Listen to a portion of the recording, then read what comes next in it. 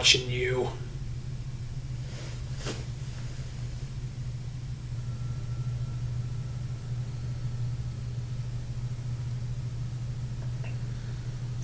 I have to confess, I didn't actually realize this week was the No Surrender Go Home show until Impact was already in progress, and therein lies the weakness of the recent pay-per-view hype.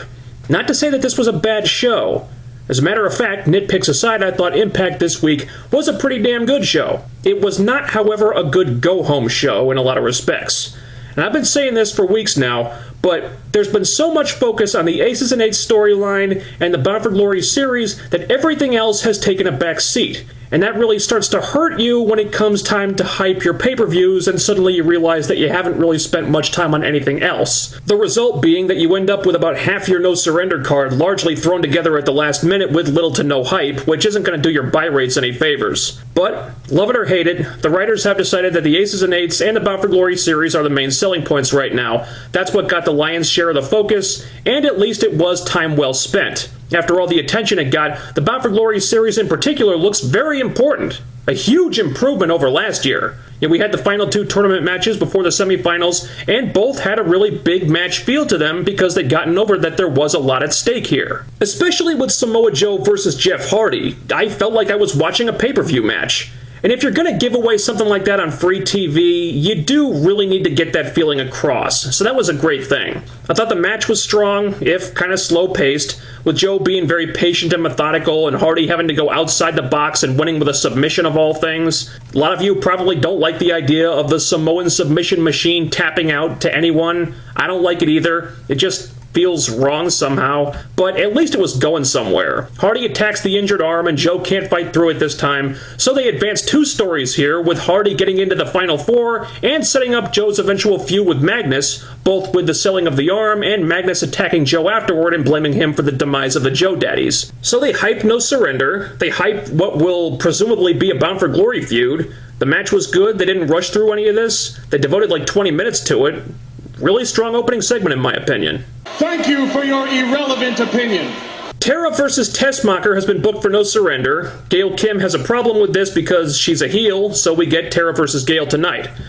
Nothing much to say here, actually. We know both these women can go, so it was a fine match, though a little shorter than I would have liked. But Tessmacher was working a house show that night, so she couldn't be there, which I think did hurt the final hype for the title match with Tara this Sunday, and neither of them were on the show last week either. They haven't spent much time on this at all, and that's a damn shame because the student versus teacher angle they're setting up here is one of the few genuinely interesting storylines they can do with the knockouts right now, with the women's roster being as depleted as it is. I would like to see more attention paid to that, and hopefully if it goes to Bound for Glory like I expect it to, it'll get that attention. So they're finally pulling the trigger on Al Snow versus Joey Ryan after teasing it for over 3 months. They had a confrontation here with Al challenging Joey Ryan to go through gut check one more time, and if he can beat Al in a match, he's got his contract. Of course, Ryan slithers away like the cowardly heel that he is, but the match is going to happen soon now. And this has been built up great. You know, they've done a solid job with the work-shoot nature of this, even though the cat was out of the bag a few months ago. Al Snow is a little iffy here, but Ryan played his part very well. My one complaint is that if the match isn't happening at No Surrender, and it looks like it isn't, then this segment really should have been saved for next week. I don't know when it'll happen, though. I would prefer it not happen at Bound for Glory. I know some people want it to, but I don't want to see an Al Snow match at Bound for Glory. On the pre-show, okay, but not the main card. And if that's not the case, then I'm cool with this one playing out on TV. Bully Ray versus BVD. I was very happy to see Bully Ray go over here, and even happier to hear that he's reportedly signed a new contract, because after the year that he's had, he would have been a huge loss if they let him get away. Anyway, another really good match here. A nice way to close out the Bound for Glory series, and I loved the ending. Once again, Van Dam is wasting time showboating with the Bob Van Dam thing and lets his opponent get the jump on him. And I'm glad they're turning this into a storyline now because it feels like something very organic for his character that really should have been done with him a long time ago if you think about it. But the execution wasn't all that great, unfortunately. Now, I loved Magnus interrupting his post-match interview just to twist the knife a little bit more, but the story of maybe Van Dam doesn't have it anymore, maybe he's washed up and he can't reach the bar that he himself said anymore, It doesn't make much sense because he almost made it to the Final Four and he only recently started losing matches in any way that seemed out of the ordinary. So it doesn't feel like it should be a big issue yet. And also, it really goes to show how he should not have gone over at Hardcore Justice.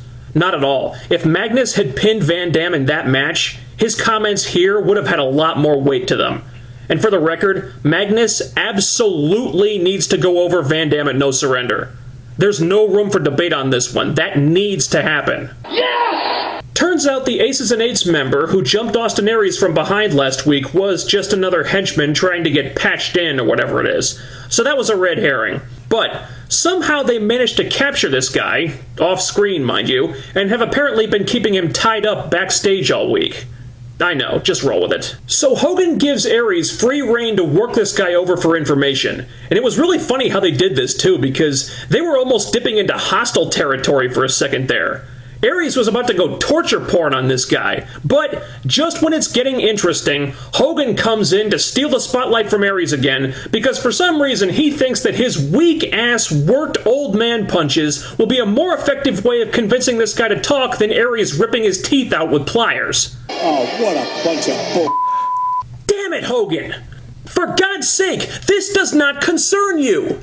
Just get the hell out of there and let your World Heavyweight Champion torture this asshole on national television. Is that too much to ask? No, no, no. Then the Aces and Eights call Hogan on the phone to arrange a trade, and that puts a stop to everything. I know you can probably say this about a lot of segments on Impact, but this really would have been so much better without Hogan. I thought he might have finally learned his lesson last week, but here he did nothing but take the attention away from Aries, and the segment was worse for it, quite frankly. They should have just had the Aces and Eights call Aries' phone and taken Hogan out of there entirely. I love the idea of Joseph Park investigating the Aces and Eights. That's awesome. Aside from the fact that it finally gets Joseph Park back on TV, even though it hasn't gone anywhere yet, it opens up some really intriguing story possibilities for who could potentially be involved with these guys. Like Abyss, or like Bully Ray, who they're teasing pretty heavily right now, both in the segment with Joseph Park backstage, and with James Storm choosing him as his opponent in the semifinals at No Surrender. Hey, Joseph.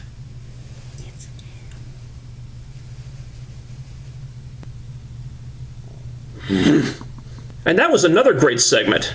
Of course, anytime James Storm gets a microphone, it makes for good TV, but I love this because him calling out the other guys in the Final Four and choosing to face Bully Ray in the semifinals because that's the guy that took Storm out of the semifinals of the Bound for Glory series last year was a wonderful nod to continuity that I thought the writers would have just forgotten about. Hell, I'd almost forgotten about it. But it makes sense that it's something James Storm would have remembered and something that he'd want to get even for. So without even really having to do anything here, the writers were able to give that match at No Surrender some great context just by remembering and respecting the history these characters have instead of forgetting about it and sweeping it under the rug like the WWE writers do a lot of the time.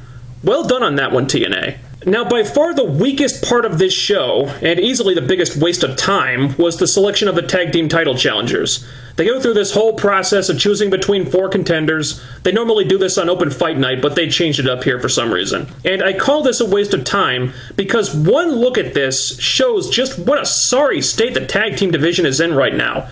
Every single contender is a makeshift team, only one of which has actually won a match. Chavo and Hernandez were the only duo that had even a single win to their name, so you could have saved a lot of pointless deliberation and just given them the title shot right off the bat. Everyone knew they were going to get it anyway. AJ didn't have a partner, Gunner and Cash haven't won a match as a team, the Robbies haven't won a match as a team, or even competed as a team in months. And the fact that these chumps actually made it to the final 2, are you fucking kidding me? This is ridiculous, man, any way you look at it. Robbie E's only argument for why they should get this shot was that they haven't gotten an opportunity, which is complete bullshit. Robbie got an opportunity in the Bound for Glory series, and that sure as hell didn't work out for him. The Robbies got an opportunity as a tag team at Slammiversary. They lost to Devon and Garrett Bischoff of all people, and they haven't done a damn thing as a tag team since then. And yet somehow, these ass clowns make the final 2. This whole show is ridiculous! How the fuck does that even happen?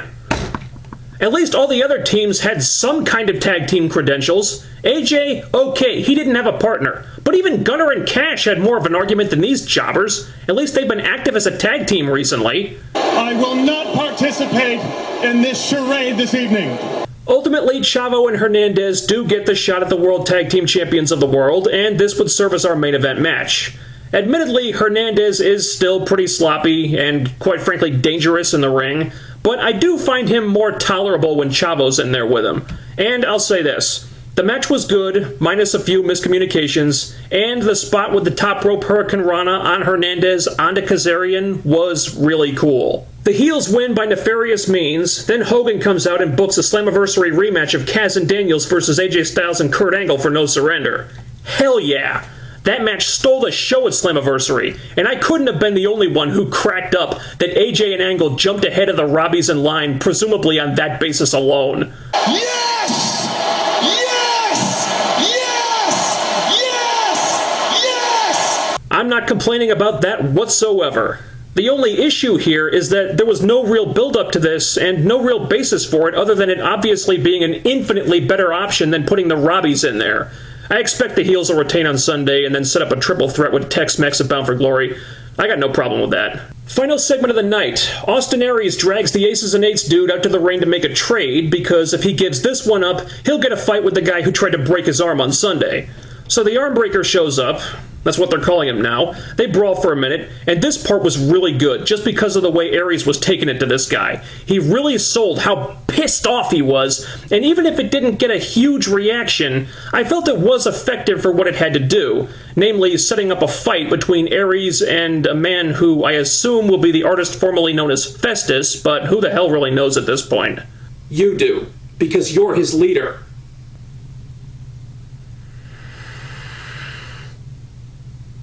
Unfortunately, the result feels like it was thrown together at the last minute. And technically it wasn't. There was a lot of story that built up to this, but we didn't know what it was building up to until this show. And now we've got a pay-per-view headlined by a fight between Austin Aries and a guy in a mask, which doesn't sound like much of a draw to me, if I'm being honest. Of course, there's the implication that something bigger may happen here, as it often does with the Aces and Eights, but I don't know if an implication is going to be much of a selling point. The hype for the Bound for Glory Series Finals took priority over the Aces and Eights stuff this week, and if this is where it was all going, that was probably a good idea. This was a good show, not a good go-home show. Pay-per-view hype suffered this month.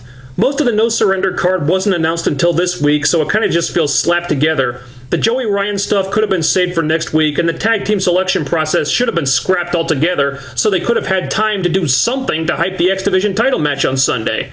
A promo, a video package, anything. Still a good show in its own right, but there were problems, and this is the kind of thing that tends to happen when you focus so much for so long on just one or two things. And I'm going to leave you with that for now.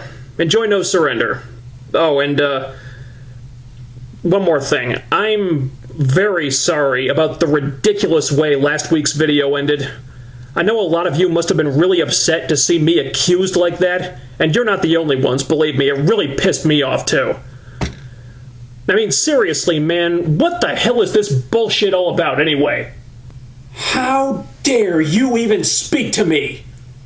I will not have my character questioned by the leader of the Aces and Eights! I am not the leader of the Aces and Eights, damn you! You're nothing but a lying bastard! I don't know what your game is this time, but I will get to the bottom of it. Sure you will. But while you're wasting time, twiddling your thumbs, pathetically trying to cover up your incredibly obvious guilt, I have a question for you. What happens on 9/16/12?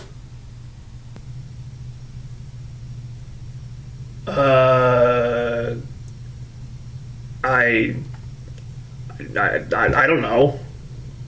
What happens on 9/16/12? Absolutely nothing!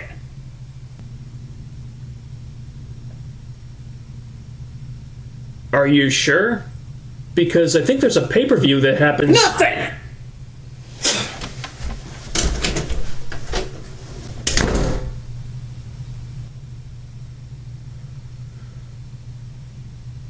What the hell was all that about?